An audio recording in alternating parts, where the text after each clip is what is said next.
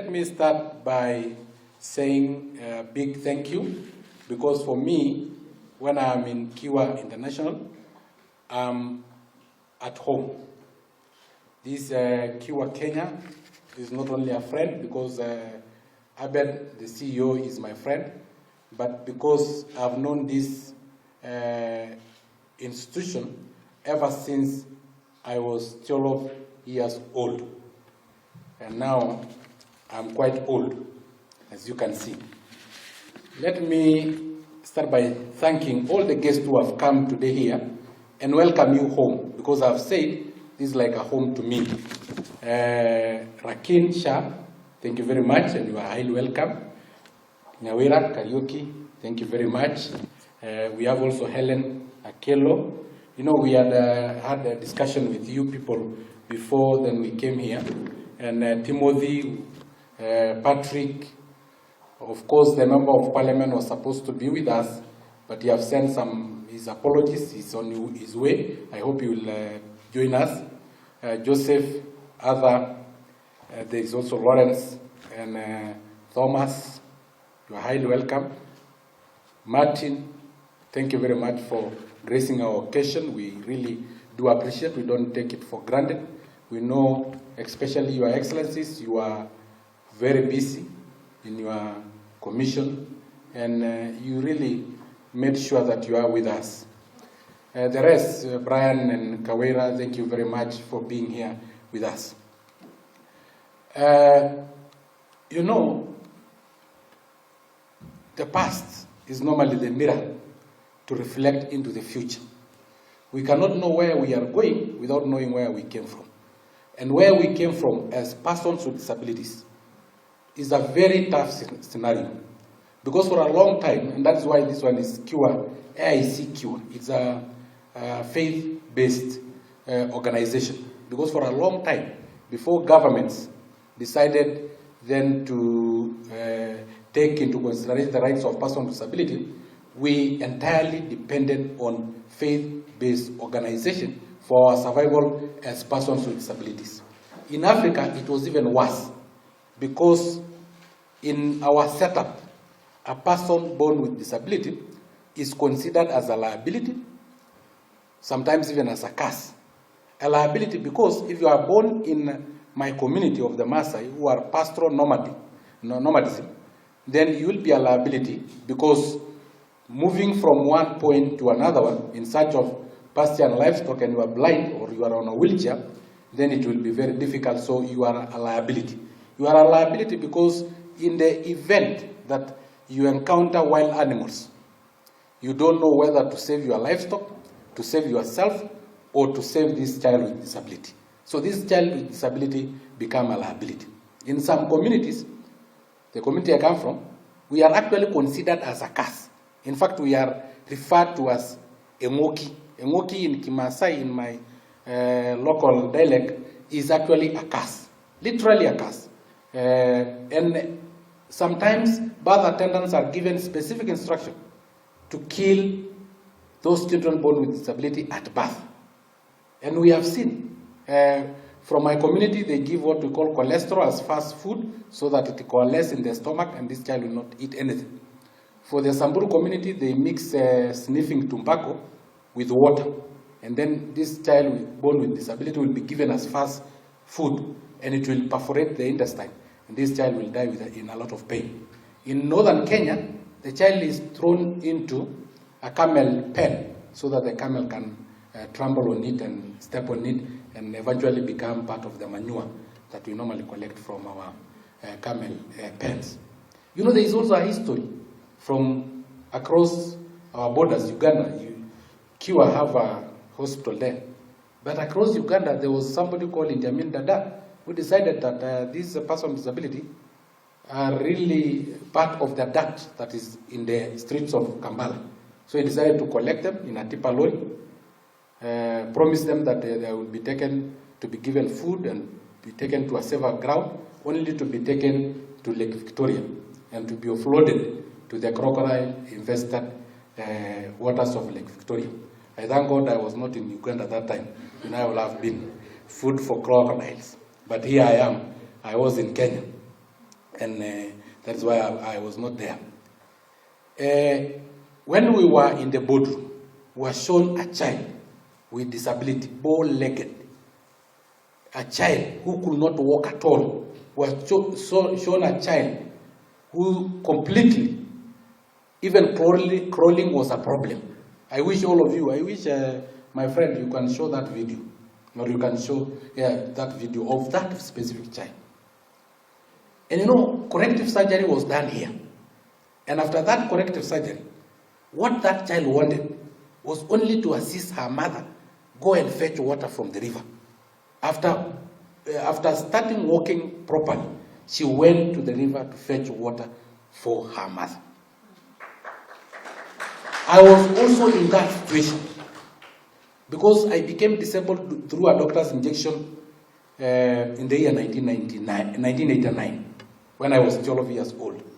And after becoming disabled, you can imagine in Masailand, where you are playing with other kids, where your ambition is to become a Moran, to go and raid other communities, to kill a lion, to prove that you are very brave, you know, to take care of your father's livestock. All of a sudden, you cannot even walk, you can only crawl. Because my parents did not know where to get help, I crawled for almost 3 to 4 years. Crawled to school, and I was in day school, and there was even more deformities to the leg that was not even paralyzed. What I just needed was for me to be able to play with other kids.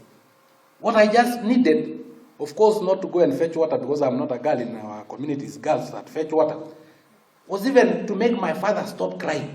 You know, every now and then when my father comes to me and he sees the blister on my knees because of crawling, he will cry. And you know, a man in Masailand, a typical Maasai Moran, crying and shedding tears. You know, I just wanted my father to stop crying.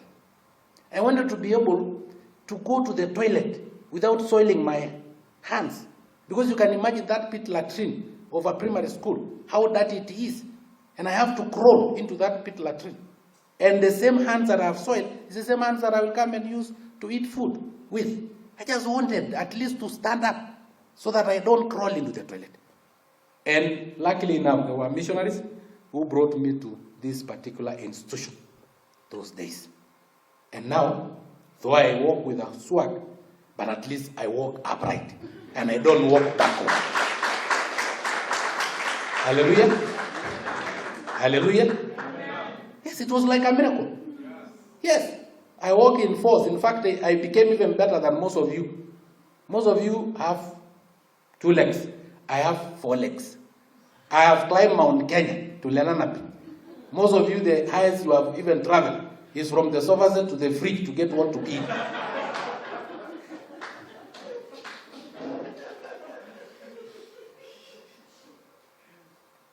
Surely,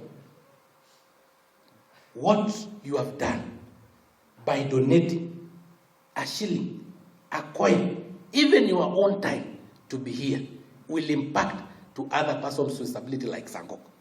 And I'm telling you, the impact is so huge. You can imagine soiling your hands in the dirty pit latrine. Now I no longer soil my hand. You can imagine my father who was crying daily when he see me crawling into the house, out of the house. Now, is no longer crying. You have wiped the tears of my father. You will wipe the tears of many mothers, of many fathers. Yes. Imagine, I can now follow my father's cows to the river. That is what I just simply wanted. And I got it from here. Whatever you are doing, because whatever that they did to me, it was somebody like you who also donated. That is when I got that particular help. So, ladies and gentlemen, we really do appreciate for everything that you are doing. And surely, I represent Parliament. I represent the government of Kenya here. And as a government, we have really tried as much as possible since the coming in of our new constitution. We have Article 54, which is dedicated to persons with disability in terms of employment and even how to refer to them. You don't refer them into a demeaning manner. You don't tell me disabled person. You know, if you say disabled, you have already written me off. Just say a person with disability. Because I only have disability. You know, I am not disabled. Because if I was disabled, my friend, will I have been here? If I was disabled, will I have been in parliament? No, I'm just a person with disability. Yes? So we have that constitution. We have also ratified the United Nations Convention on the Rights of Persons with Disability 2008. We allow persons with disability to import vehicles duty-free in this country because we know some of them use vehicles not as a luxury but as a necessity. We also tax exempt persons with disability. The salary they receive either in private or public sector, they don't pay taxes so that they can use the extra tax to purchase crutches, calipers, and other assistive devices, including wheelchair. We have also representation. That is why I am in parliament. So at least the government have done its bit, and we are sure it will do more. And to start off on what we will do, His Excellency, the Deputy President of the Republic of Kenya, have promised that he will donate 15 beds, hospital beds, to this particular institution because it's a ward that is being constructed. And that is a personal donation from His Excellency, the Deputy President of the Republic of Kenya, William Samoei Arap Ruto. He will do the donation and he will personally come here so that he can know what else the government can do. He will bring his own personal donation, but then we will be able to tell him what we need more. We also promise that through Parliament we will be able to set aside, and I will follow this one to the letter, aside capitation fee for every child with disability that surgery is needed in this particular institution as far as the child is a Kenyan. You know, you deal with international, and we cannot be able to pay for all kids internationally. We'll only be able to have a capitation fee like that one of our institution of learning for Kenyan children with disability. I'll follow this one and make sure that it is done. When it comes to, you know, somebody else asked me about my green suit. You know, I don't want to talk much. You know, when you give a politician a microphone, just be ready for him to speak more. My green suit represents the environment. I like the environment. We should all plant trees. I like because even Kiwa International have adopted the green color. So it is a green color. I also have the color of the flag of our country because I'm proud to be Kenyan. And I'm sure we will build Kenya, and Kenya will be the best place to live in Africa and even in the world. So I'm proud to be a Kenyan. Even if I go to international meetings, I go with the flag of Kenya because we have to fly our flag very high. The only problem that we have when we come to COVID-19, you have mentioned that persons with disability are really suffering out there because 80% of them are not employed. They are in informal sector. And informal sector mean probably moving from point A to point B, selling sweets and other merchandise. And with the lockdown that was there before it was opened up, with the closing of businesses, most of them, then persons with disability really suffered a lot. Again, persons with disability depend on donation. You see now, for corrective surgery to happen, we depend on donation. And our borders were closed. It was only opened recently. And when you close the borders, it is not only tourists that you close from coming to Kenya. You also close off donors that will have assisted the person with disability. So really, in the wake of COVID-19, we are really suffering. You know, we have not also been taken into consideration. You know, the mask we hang on our ears. There's a person with disability without the ears. We put gloves on gloves. But there is a person with disability like Honorable Joseph Tamkobe, who is a whole PS, but have no hands. And so where will they put the gloves? You know. So we also have to take into consideration, and I urge Kiwa International that I know you give out some assistive devices. Let us customize. You know, the problem we have been having as Africa is that we import everything. And when you import everything, it is not customized. We import wheelchairs. And maybe I will just take 1 minute to explain that a wheelchair that is needed in New York or in London is a wheelchair that will be able to maneuver through traffic jam. So what is required in that particular wheelchair is side mirrors, is headlamps, is indicators. That's what is required in that wheelchair, so that it can maneuver through traffic jams. But what about in Africa? What about in Masailand? What about in northern Kenya? I need to maneuver through the harsh terrain. I need to maneuver through wild animals. So how can side mirror help me maneuvering through wild animals? How can indicators help me maneuver through wild animals? What I needed was a wheelchair that is customized. You make the wheelchair or my crutches have several sounds of animals, so that if I encounter a leopard, I know the leopard fear a hyena. So I'll press the hyena, and the leopard will automatically run away. If the buffalo, I encounter a buffalo, what do? Is to press the lion, and it will run as fast as he could, because they have to go away from the lion. If I encounter an elephant, for instance, I've lived with the wild animals and I've grown with them. The elephant fear a chameleon.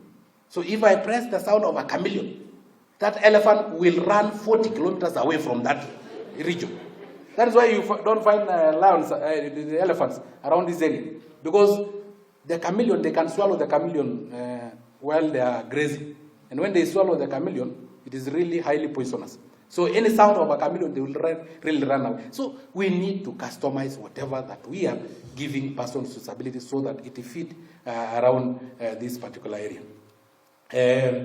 Before I go you, now I can walk upright, courtesy of this particular institution. Those who have donated, and I am referring to SHA and your company. Whatever you have donated, it is called Janus, is it company, in the Continental Group. Whatever you have donated, I know I represent 6.5 million Kenyans with disabilities. We don't have flowers. We don't have gold or silver or any present to give you. But when I was coming here, they told me to bring a basket full of prayers and blessing to you and your families. Whatever pocket that any coin came from in the assistance of this particular institution will never go dry, will never lack. Natikisha kitu badala ya kusema amen. Pastor, why don't you lead the congregation by saying amen? I have said that pocket will never go dry. Say amen. It will never lack.